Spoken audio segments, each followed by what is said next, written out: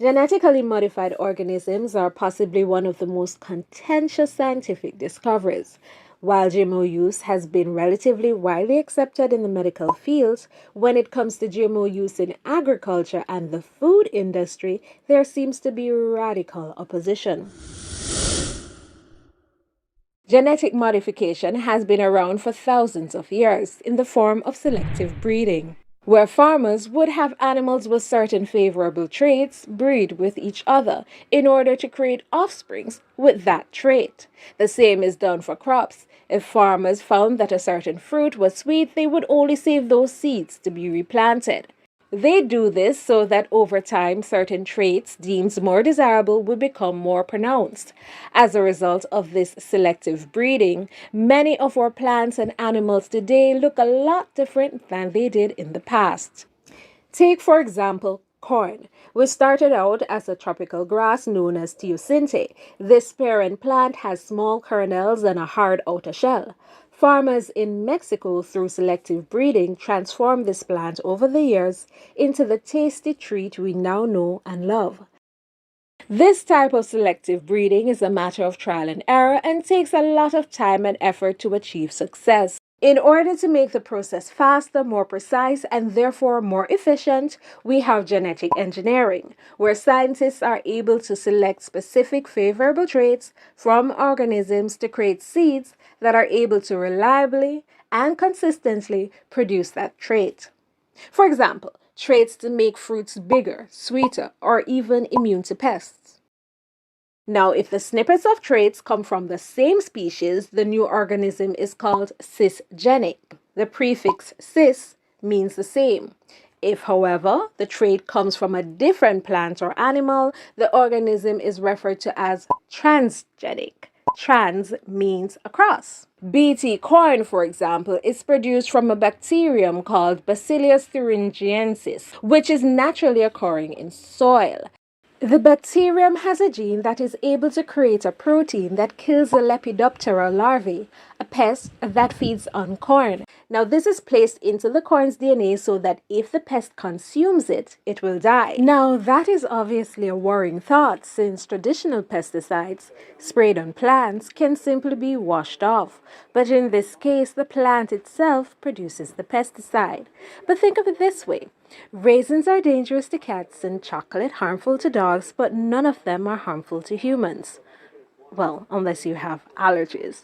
Now let's delve a bit deeper into the pros, cons, and possible future repercussions of GMOs. First, the pros. Proponents of GMOs posit many real-world ways in which genetic engineering can be beneficial. First, it is cited that explosive population growth creates a burden on natural resources because of the accompanying increased need for more food. Increase in demand requires an increase in supply. GMO crops provide a partial solution to this problem since they tend to have a higher yield. Number two, studies show that every year worldwide, 20% to 40% of crop production is lost as a result of pests and crop diseases. That amounts to millions of dollars lost by the agricultural industry. It is believed that GMOs can be used to combat this issue with the planting of insect repellent crops, like the BT corn I mentioned before, leading to a decrease in the use of pesticides and a resulting increase in crop production. It is also put forward that incidence of malnutrition can be decreased with the use of genetic engineering. Let's take, for example, vitamin A deficiency, which is a prominent public health issue in many countries across the world. Deficiency in this micronutrient can cause blindness and even death. It is often referred to as the silent killer. In areas of the world where sources of vitamin A, such as meat, fruits, and vegetables, are expensive and people are not usually able to afford it, there needs to be cheaper sources.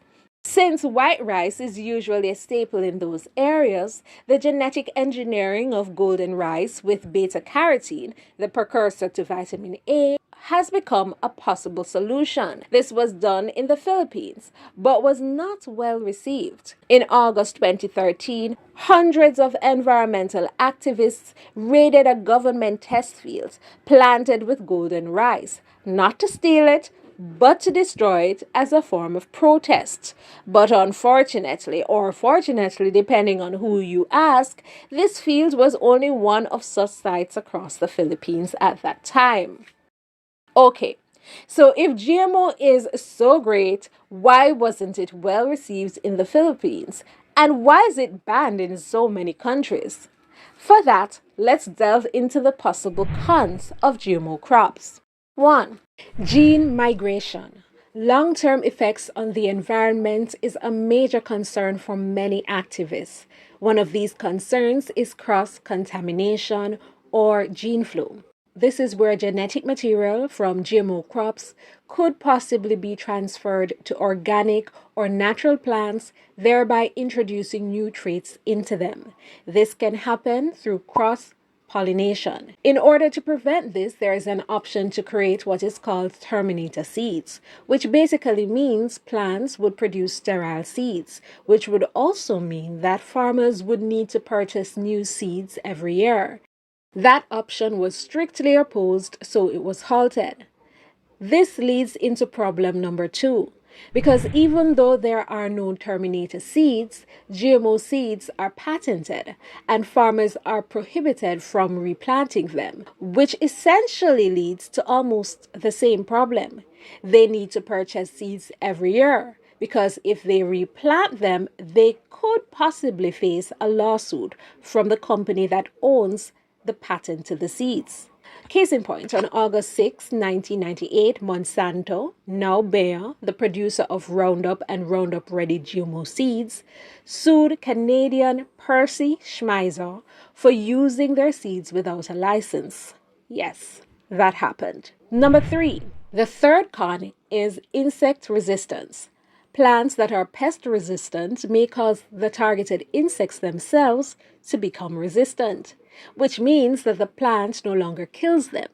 It may also lead to an increase in other types of pests that are not affected by these insect-resistant plants.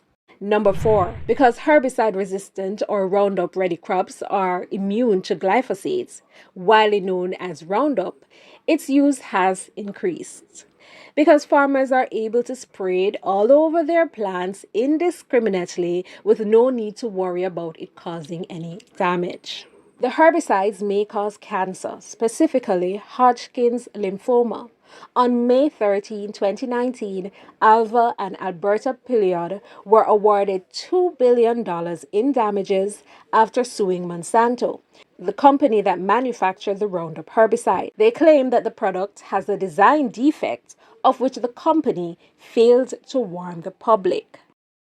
Then, number 5. There's also concern that GMO crops may not be as healthy or as safe as organic or natural plants. They may also cause allergic reactions. For example, if genes from, say, peanut is placed into another crop not known for causing allergies, then that might pose a problem for people who are allergic to peanuts. Just an example. Are there GMO crops or GMO foods in Jamaica? A few years ago, while buying seeds at a seed store, I asked an attendant if they carried GMO seeds, to which she said yes. But none of what I was directed to at the time indicated GMO seeds on the packaging. That made me start to wonder if there are really GMO seeds in Jamaica, unless they just did not place it on the package. In the 2019 Gleaner article, school children are being fed genetically modified foods.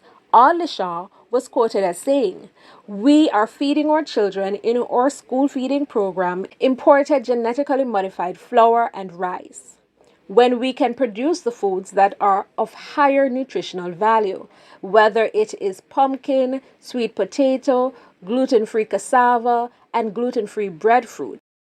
But that is in reference to imported food. What about our crops?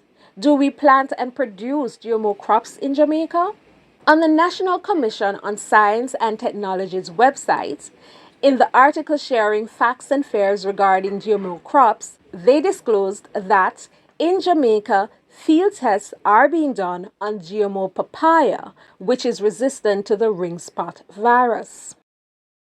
On the UWIMONA online publication website, they shared that over the years, this virus has caused a loss of approximately 50% of the papaya production in Jamaica, which in the end affects our farmers' ability to earn, so that's of some concern. A plant pathologist working at UWIMONA's Biotechnology Center, Dr. Paula Tennant, shares that they have been working with transgenic papayas that are resistant to the virus. Do you remember what transgenic means? It's when a trait is taken from a different plant or animal and is introduced into a new organism. Just a reminder. So, understandably, when I saw this article, Hypro introduces new virus resistant papaya, I thought, so are GMO papaya seeds now being sold commercially? In the article, they spoke about Hypro distributing papaya seeds now resistant to the ring spot virus. The seeds actually come from a seed company called Pandia Seeds. This new strain of papaya is called the Apache F1 and produces large fruits ranging from 4 to 7 pounds. So they listed a few other benefits, but I had to do more research. So I visited Pandia's website where they disclosed that the seeds were actually non-GMO seeds. So what happened to the field tests that were being done for the GMO papaya? Is it still in progress? My conclusion is that we do have GMO foods that are imported into Jamaica and will more than likely be found in supermarkets, especially those that cater mostly to expats, and at the market because we do import some of our market produce as well. And my other conclusion is that GMO crops are being tested in Jamaica. However, I have no confirmation that they're being sold commercially. But what's your conclusion? My concern.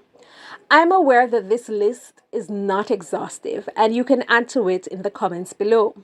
However, my major concern is that in the wrong hands, GMO could end up creating a situation where one company or a small group of companies have a monopoly over our seed supply. Do you believe that a company that has products that can destroy natural organic plants should also have the ability to replace them with their patented seeds? Not only that, the same company seems to have a rather sordid history, and delving into that may require an entirely different video. So let me know in the comments if you want me to do that.